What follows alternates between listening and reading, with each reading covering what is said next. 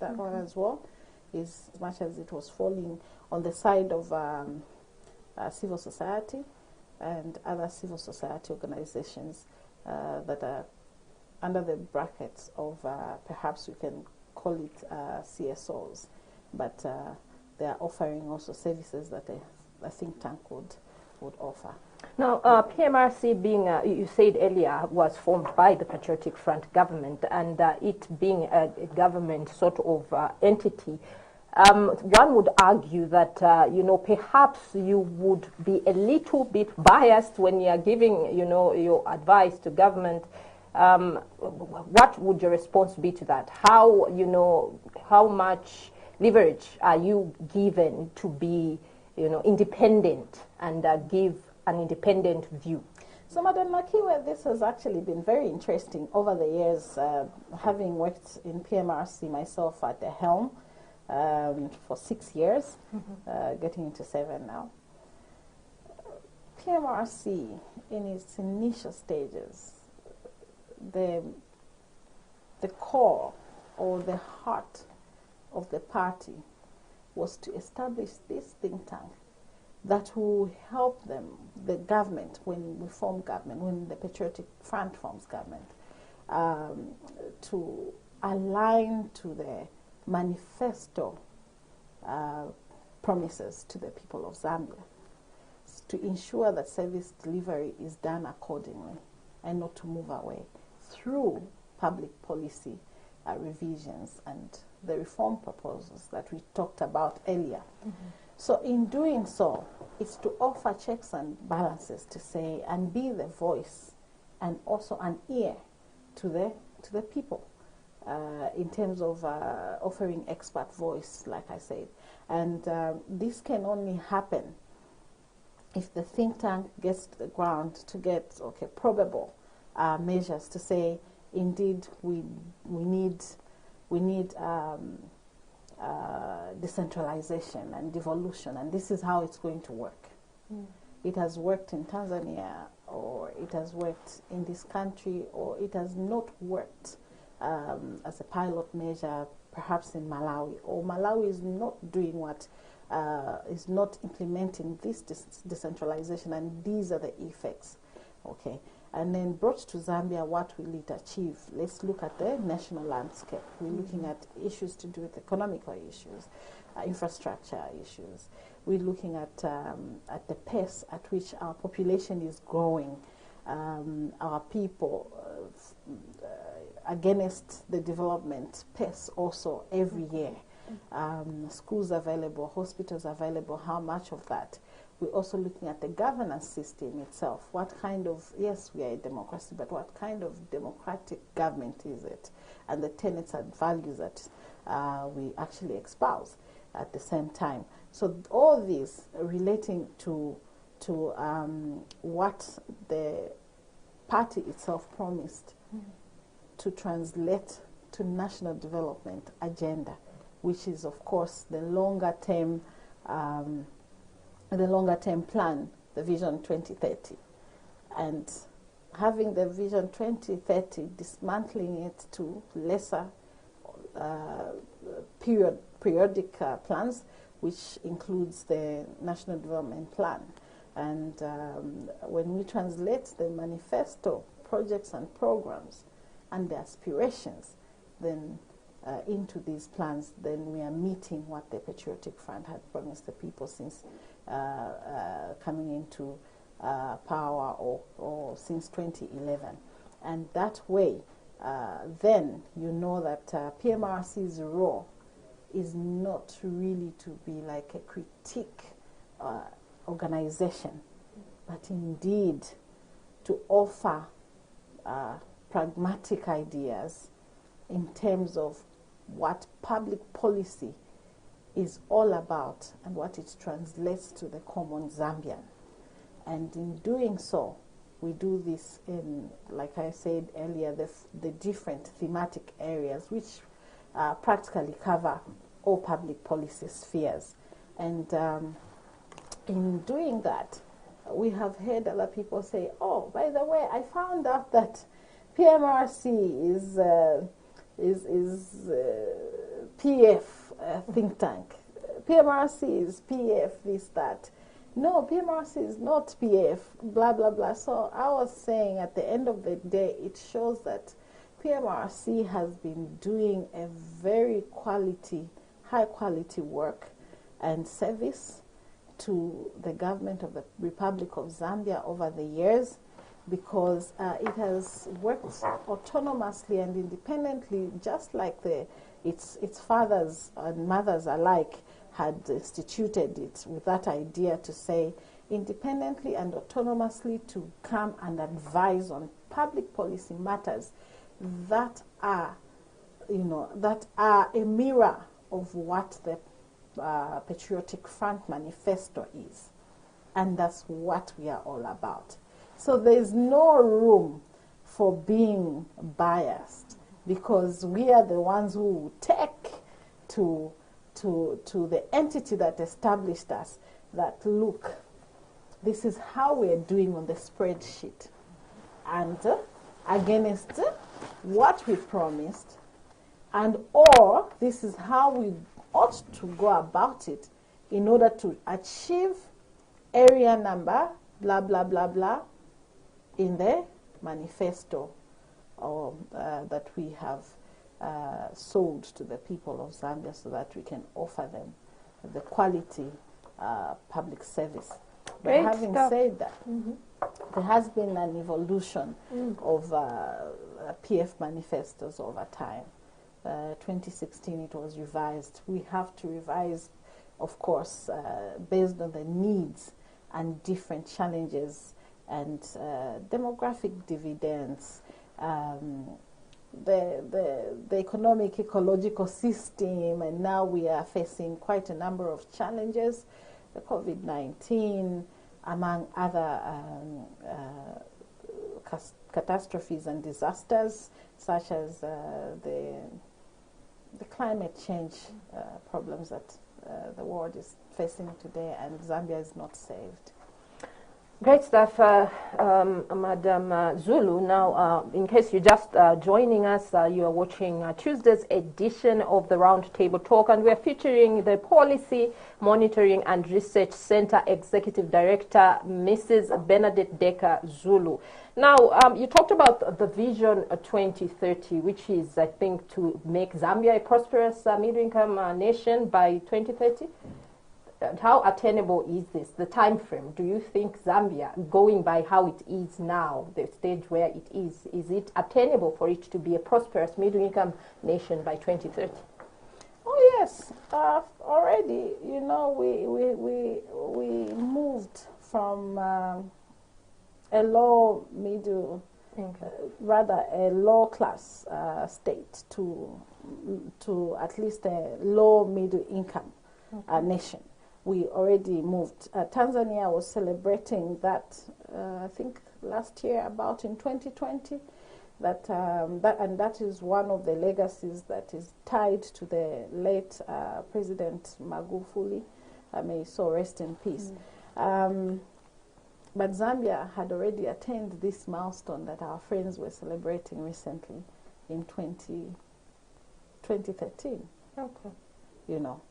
So you can imagine what that means, that indeed the country is on a right trajectory, marred with different challenges. Especially, we cannot run away from the debt situation that we had, but certainly there's a debt management that is ongoing right now, and many countries have faced the same challenges in the past, that have borrowed and perhaps were limping against proper plans that would actually mitigate any unforeseen challenges when it comes to applying that debt and what it was borrowed for. In Zambia today, we have seen a jump in the infrastructure sector, and this has put us on a world map, especially in the region, when it comes to trade and entrepreneurial activities.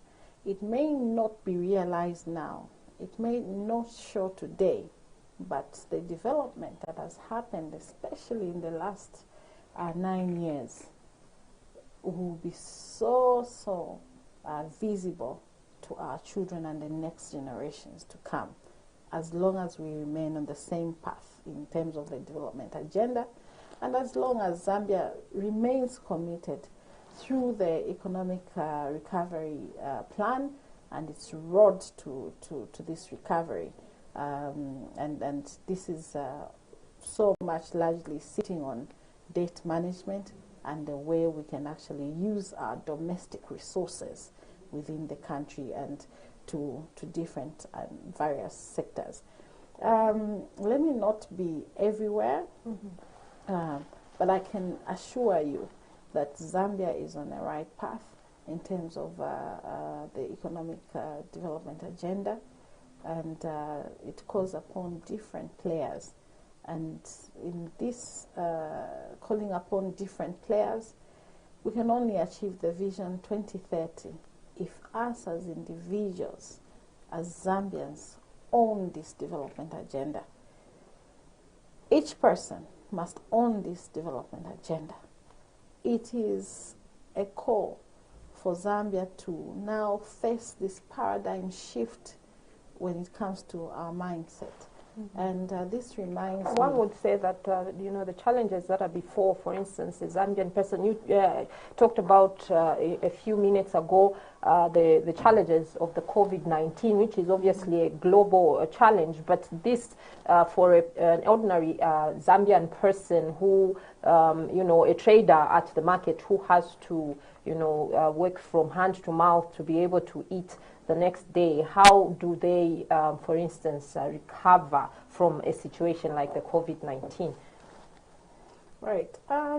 For the COVID-19 challenge that we have, obviously, as it is known that it's a world over problem, and it has sent a lot of thriving economies to now limping. Yes, and we are seeing the likes of the United States, of course, except for China, because China itself has had a very robust response. But even itself has also faced quite a number of challenges that have emerged through the losses of, its human resource and the work of COVID-19 in 2020 through the Wuhan parameters. And beyond that, also it has had a high impact on trade, international trade, and also regional trade. But then when it comes to Zambia, how can we actually come out of it? It all comes to how the government has also responded. From day one, we saw a robust response where government through the central bank offered some sort of relief, and this relief is targeted at especially SMEs and also small businesses, and coming to the women who are marginalized, especially because those are the ones that are doing trade on the roadside, and they get some sort of that's how they actually look after families. It's mostly women in Zambia when it comes to small businesses. It has been the women who are a driving force, and that's how come families are actually growing. Now, having said that, in markets, you find that it's a different sphere because of the virus. It has brought this solemn mood. Because trade is no longer moving at the pace it used to move, and people are dying. We've also lost marketeers all over the country and across the country. But then these facilities that the government is giving through different ministries, and especially through the central bank, through its financial service portfolios, meaning maybe it's financial institutions that will get the kind of relief, and then these packages are given to different entities. there's also ways in which we can now move to innovative ideas for women. I'm concentrating on women when it comes to COVID, because the other businesses, the bigger businesses, have found a way of thriving. But the challenge so much is on the small women and small businesses, and how can they thrive? Now this is a time now to have, to look into the silver lining, and which is now to get into being innovative. And not only on small businesses, but we can also look at the larger entrepreneurs themselves that are helping the economy to thrive, because without serious entrepreneurs, an economy will always shake. In economies that have done very well world over are those that actually have taken lead by entrepreneurs themselves, and not the other way around, where we say boma yanga nepo. So the vigorous entrepreneurs have actually made what governments are, because obviously FDI bringing in revenue is concerned. But for the case of Zambia, looking at our businesses, we now need to venture into manufacturing industry with a very vigorous viewpoint, because without that, then we are not going to export. And it's through exports that we are going to see a stronger GDP, a stronger FDI. We are going to get so much revenue from different platforms, be it in the mining sector, be it in the agriculture sector. Very recently, we had reversed, or rather we had put a ban on importation of vegetables, and certain vegetables, that was onion and potatoes. And this panned out to actually have a negative or an adverse impact on the production chain of onions, coming also to us as consumers, where we were unable now to buy onion at a good price. Now we're seeing the prices spiking because of the same. So all that comes to the very fact that as Zambia now, Zambian farmers need to run, because those are the looking at it from the agro-business point of view, those are businessmen and women. And this is where we have to check where the silver lining is, to say, indeed, we grow the manufacturing industry ourselves. Is it in the agriculture sector? Is it in the mining sector? Is it in textiles as well? But Mrs. Zulu, manufacturing requires money. It's capital intensive. As small scale businesses and the ordinary Zambians, are we at a level where we can really run a manufacturing industry and manage it? Anything is deliberate. It just has to take the wheel. When government said that they'll put aside this much money, through the central bank to help out these businesses, it was a deliberate will.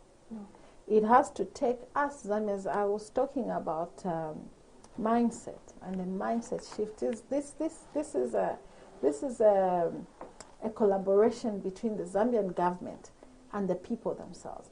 The day that we stop looking at what is not to happen and what will stop an idea, and go with an idea no matter what, you will see that indeed we begin to have gains. We have seen the likes of Tanzania. Those are the very people, the Tanzanians, that have actually gotten themselves gurus in terms of businesses and conglomerates. They are doing that because they themselves say it's only entrepreneurship that can actually save us. In Zambia today, we ought to move away from the times when almost everything was subsidized. We can even talk about electricity tariffs, where actually in our neighboring countries, they don't use power generated from hydropower in their homes, because from the onset, from way back, they told them, or what they know, their culture is that you use gas stoves, solar systems. The hydropower that is generated is for maybe exports and for bigger services like heavy industrial initiatives and activities, as well as perhaps hospitals and public sector buildings that can actually use such massive power, or that needs to use power hydro-generated. But then when it comes to domestic use, there are other ways and avenues of using energy sources. And that's where in Zambia we're not doing that. The country is facing a population spike. Yep. Every day. You just talked about me having a baby. Yeah. I have, let me not say I, because I come as an institution from my family. Yeah. We have brought in a new member of the family, and the next person is bringing, the next person, and who knows, we are still bringing, that means that on a daily basis, the country is growing. Yeah. Against what? Against the same hydro power that's being generated at Kariba. Against what? Against the, the different calamities or challenges or dynamics, if I can just put it in that light, that the Kariba Dam is facing due to perhaps climate change also.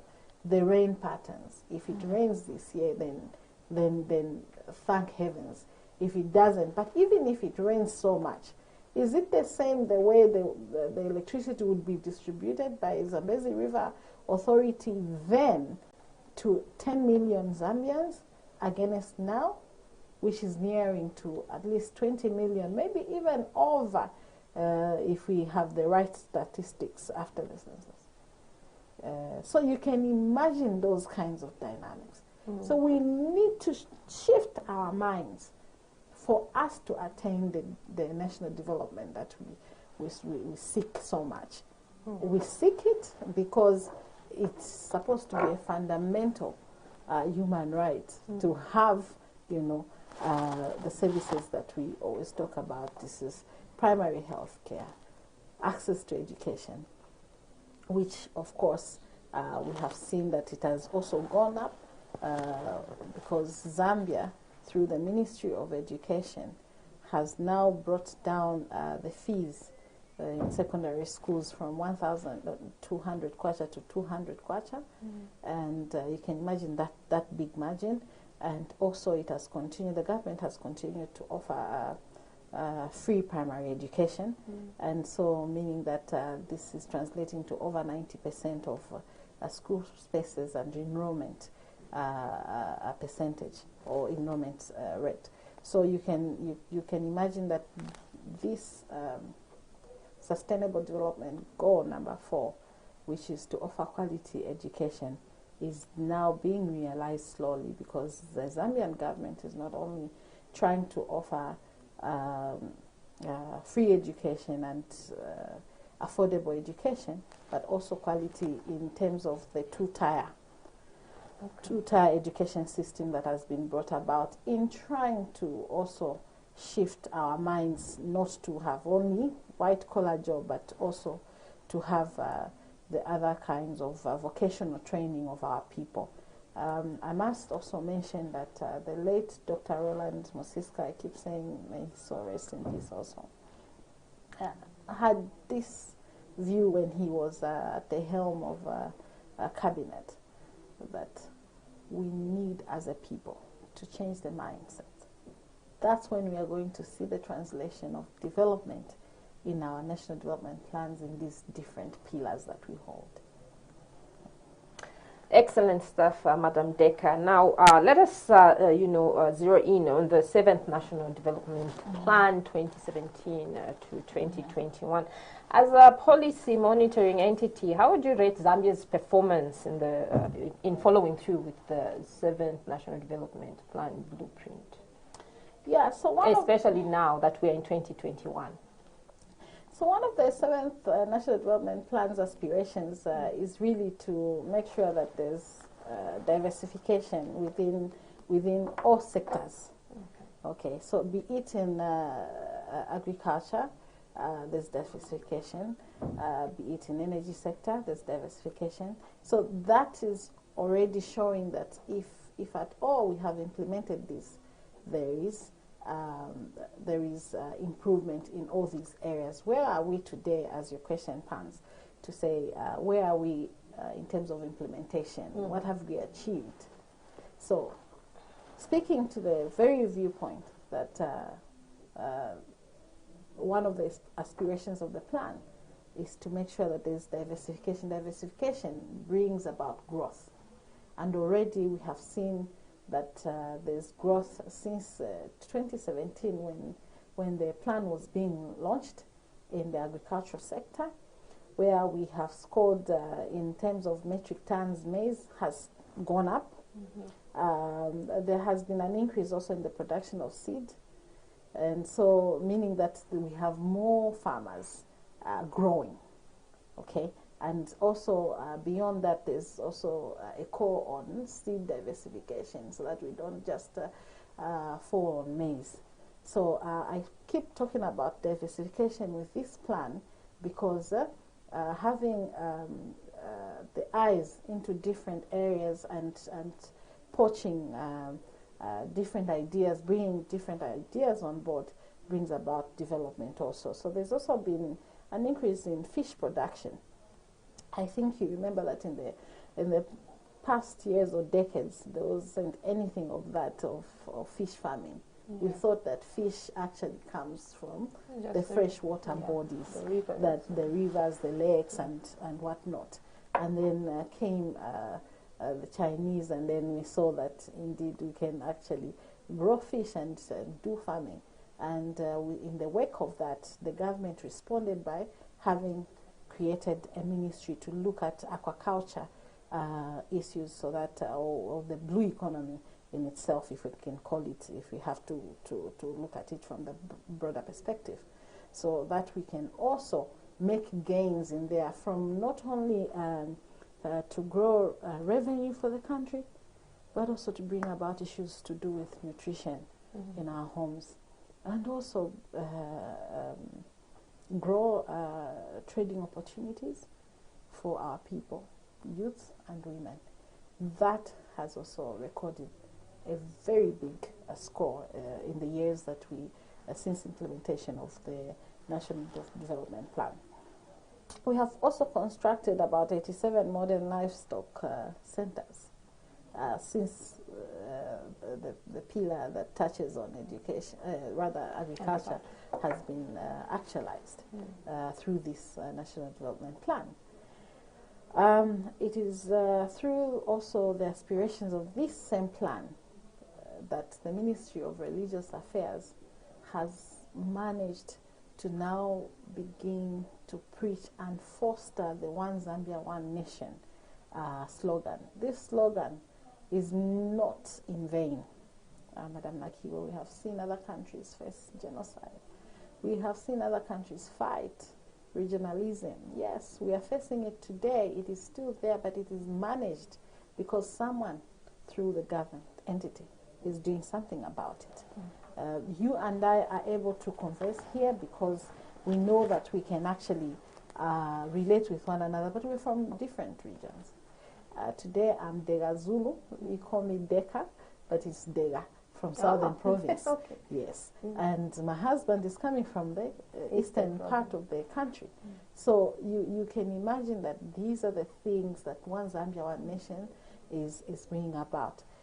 Today, we also have women like you and me driving in driving seats.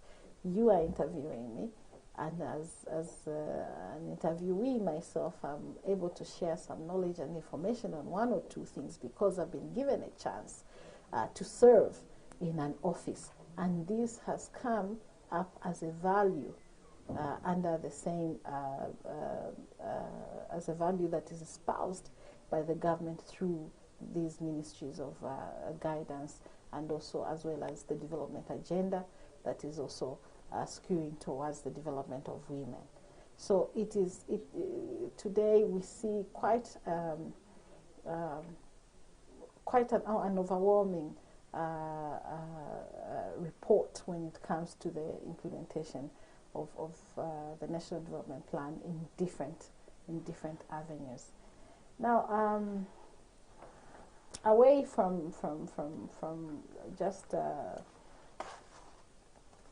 away from agriculture itself, when it comes to industrialization, I always compare the industrialization pace in our country to how much infrastructure development we have achieved over the years, and what it means to Zambia and what it means for us to industrialize. Of course, we're talking about equipment. You had even mentioned earlier that equipment is expensive, you know.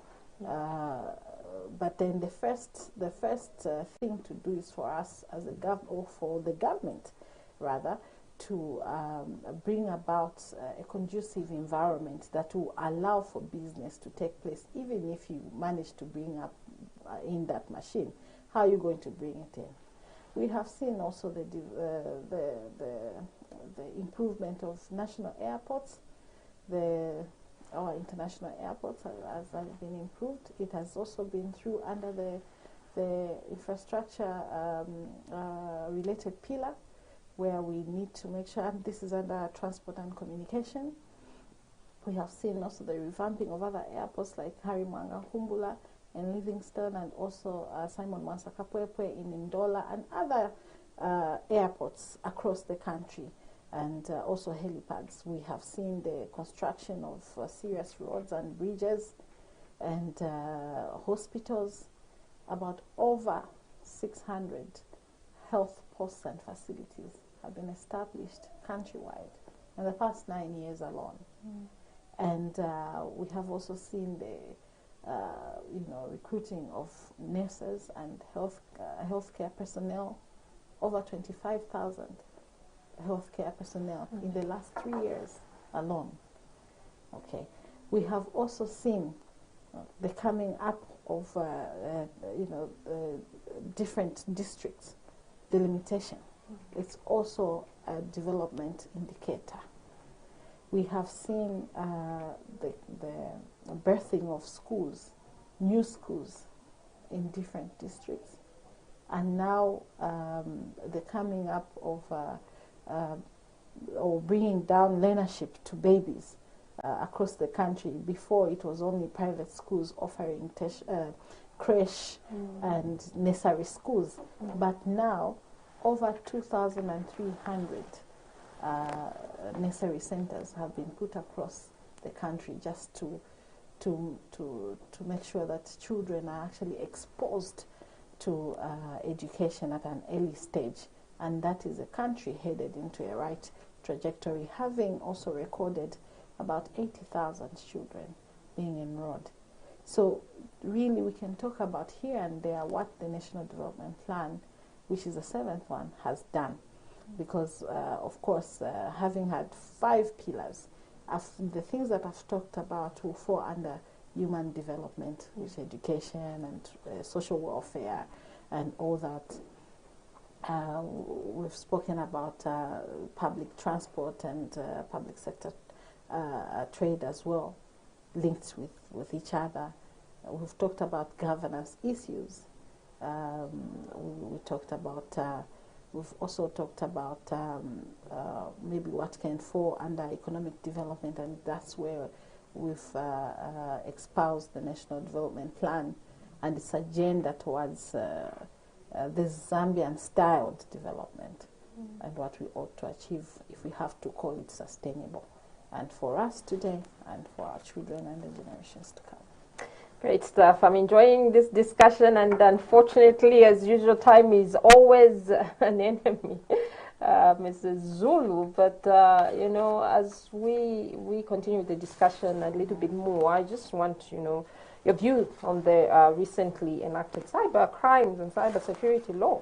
The president recently signed just the other day the cyber security, cyber crimes bill into law. What is your take?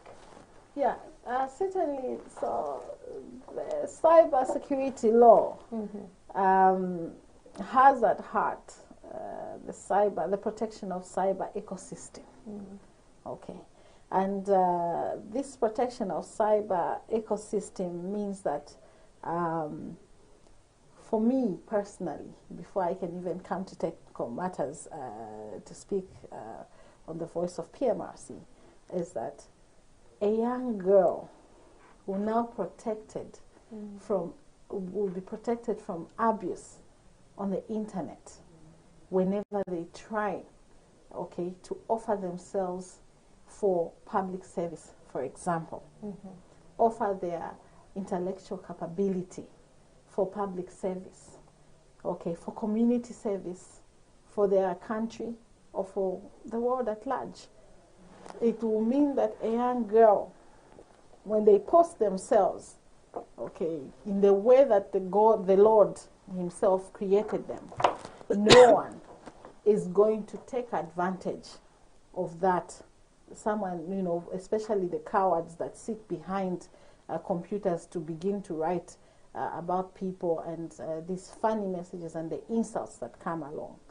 It means that internet now, or cyberspace, if I can call it, will now promote that girl child to sell herself in a positive manner, to sell her country in a positive manner, to respect the next person, and also to achieve her dreams and sell her personal manifesto on what she can achieve, whether it's for public service or private service or entrepreneurial self and many other things. That's what this means personally to me, Madam Nakiwe, because we have seen a crop of young people, young women to be specific, running away from public service because they are scared that they are going to be, you know, slandered, you know, through different labels, through different verbal attacks. Whether it is verbal attack or it is other kinds of attacks, it was detrimental on a girl child's participation, especially in national development in the web spaces and beyond. So this also means that the country may be protected from issues of being duped by financial dupers that have also come to Zambia. Before we could hear that it is only done in the West or in West Africa when it comes to Africa and or South Africa. But now Zambians are actually being they're also facing fraud in terms of financial frauds and other resources, because the abusers have come at a very strong and vigorous speed. And having this cybersecurity law, I think those will be curbed. And also for government information, we need to protect our country. We only have one country. We only have one country, Zambia. So we need to protect its operations, as long as they are good operations. We need to help the country or the government to fight corruption, because corruption is a disease that will not see development. It will not contribute to national development at any given level, whether it is at a local authority level or it is in central government. It doesn't matter. It is a bad disease that needs to be curbed, and we can only use the cyber ecosystem, as I call it, to actually foster that kind of fight, and not use it to leak information as if it's for the good of the public, but it is not. You leak a government document, then what? Then you have a porous system, and that's very detrimental to the development of a country. We need to begin to foster patriotism, and patriotism begins with self. If you're patriotic to the country, you're not going to engage in issues of cyber crimes. You're not going to engage in issues of demeaning the next person. You're not going to engage in issues that are going to be a negative force for the institutions that your country has set up for your own good.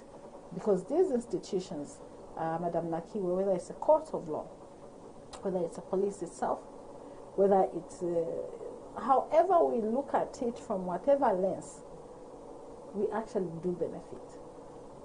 We have seen that in the wake of COVID, how powerful a force government is for its people and on behalf of its people. No one had to go to CBF or other, or other health institutions when they had COVID. And this time around, all of us, it was on the government. levy manawasa or UTH. And that's what it comes to. Disasters, are being managed by government itself. Even the hospital schemes, whether we go to private hospitals, my daughter, I'm taking her to a private hospital, but she's getting injections that are ascribed and prescribed by the Ministry of Health, as long as the jurisdiction is Zambia. So that's how powerful an entity such as a government is, and we as Zambians need to be protective. We have to offer voices, good voices on the fight against negativity or negative things that actually people do even within our governments. But at the same time, we need to check ourselves as a people, because we are the people that form those offices. We are the people. Whether you remove this controlling officer today in a certain seat, if we are the same kind of people in terms of mindset, the next person will come and do the same thing, only that they might even do it at a larger scale or at a smaller scale. So we need to resort to loving ourselves as Zambians, loving our families, loving our communities, and loving our country for a better world. It begins with ourselves, really. Great stuff. And as we wind up, Zambia goes to election in August. And, what advice do you have as a PMRC for political players, be it the ruling government, the opposition, and even the civil society, because they also involve themselves in commentary, and even just the general citizenry? What advice do you have for this nation as we go towards elections in August? Of course, the first thing is, as Policy Monitoring and Research Center, we're calling on all political players to implement the zero tolerance on violence at all cost. At all cost. Political players being the political parties themselves, the individuals, the general public, ourselves, to desist from any activity or anything that may actually cause us to go to war with one another and against each other. The vices of regionalism, the vices of tribalism must be done away with, because it is from there that such maybe disagreements and turmoil comes from. Beyond that, we're calling for politicians also. I think for any platform to actually speak for a woman is good. So I'll also take opportunity to say that the political parties must now embrace the SADC protocol on women, which is to make an adoption of 50-50 at least representation in parliament. And this can only happen if our political parties implement that same protocol themselves, to domesticate it into political parties. It doesn't matter whether the ruling party, the Patriotic Front, or the opposition, the MMD or the UPND. It doesn't matter But if we can just domesticate that, you know, political parties, that we are headstrong on the participation of a woman. Of course, coming from the platform of action, which was first done at Beijing in 1995, where we saw women fight for this cause. And now it has come to these international protocols domesticated in our region as SADC and also Zambia as a country. We must not only take advantage of the very fact that our current head of state is benevolent on women issues and has made such a stride in appointing women and youths in, you know, decision-making portfolios. For him, you only need to be capable, and he will choose you. You only need to be capable and visible, and you'll be chosen. So it's about your capability. I like that, Mrs. Zulu, because it's very important to drive that point home. It's about capability as well. Even as we advocate for a seat on the table for the woman, it has to be a woman who is able to deliver, isn't it? Yes, certainly. And Madam Nakiwe, we are not short of those women. Whether it is in Lusaka or in my father's village in Siayumbu, or it is in Katete, or it is in Dudumwezi, or be far beyond in Wapula, trust me, we have such women. This country has been driven from the sidelines by women. And I'm happy that our head of state has never forgotten that secret, that actually women have been a driving force for this country in all spheres, be it agriculture, be it what. Only that, of course, as it is, certain things or parameters, they favor the male folk, okay, because culturally, in the olden times, and now we're getting to at least modernize slowly, a woman's place was in a home or in a kitchen or kumunda, but it was them being a driving force, whether it was in the church to make sure that everyone is actually everyone is bathed in a home. Tien kuchechi, it's a woman. That's for the church sector, if we can call it the clergy. And then coming also to education, a woman, if they are not interested in education, the children will not go to school, because who will bath them? Who actually taught them and prepare them for school? Even health-wise, if a woman is not available, visible, the child will die at home. But a noble woman will get the baby. They'll take the child to actually have access to primary health care or health facilities. It doesn't matter how long they walk, even if it's kilometers they walk. That's who a woman is, and that's what a woman has done for this country. Even the presidents that we've had in the past to produce those presidents, it's been the women that actually looked after these noble men of character. And now, as equal partners of development, we are calling on noble women of character. Okay, and it begins also from giving confidence in the young ones who are coming to say this is indeed a noble character. Education. With education now, you can be anything, and that anything should be, in my view, a good position that will change the scope of development and offering, services to a common Zambian from any part of this country, whether it is in Kabulonga, because that Kabulonga person also needs services. And also, be it in Chibolia, that my sister will need services. Great stuff. Mrs. Zulu, we have unfortunately run out of time, and thank you so much for, having graced the Tuesday's edition of the Roundtable Talk. We have been really looking forward to hosting you, always benefit from your wealth of knowledge, and we hope that you can come back soon, you know, as we are heading towards the election for yet another discussion on how PMRC is helping the nation to prepare for elections. Thank you very much. Thank you for this platform. And we look forward to a conducive environment towards the election. Yes, and we are thankful that Zambia has always been this peaceful nation, and we hope that that status quo can actually be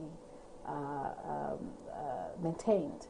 And above all, peace, love, and unity for the country, regardless where we're coming from, whether we are red or we are green.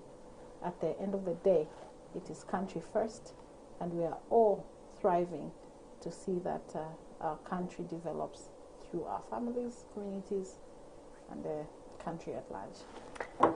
On that brilliant note, our roundtable viewers, we have come to the end of this Tuesday's edition, of the Roundtable Talk. Join us again Thursday as we bring to you another exciting guest. On behalf of the production crew, my name is Nakiwe Simpungwe, your host. Good afternoon. It has been an exciting journey on the Roundtable Talk. We have featured a host of high-profile individuals such as cabinet ministers, permanent secretaries, directors, and a host of other high-profile guests. As we proceed with the Roundtable Talk, we would like to announce that it is now going mainstream. Yes, you heard me right. Going forward, the Roundtable Talk will be broadcast on Millennium TV, Channel 95 on the Topstar decoders, on YouTube, and as always on Smart Eagle's Facebook page. Join me every Thursday at 15:30 hours as I bring to you more and more exciting guests for more information, entertainment, and education. I'm Nakiwe Simpungwe, your host.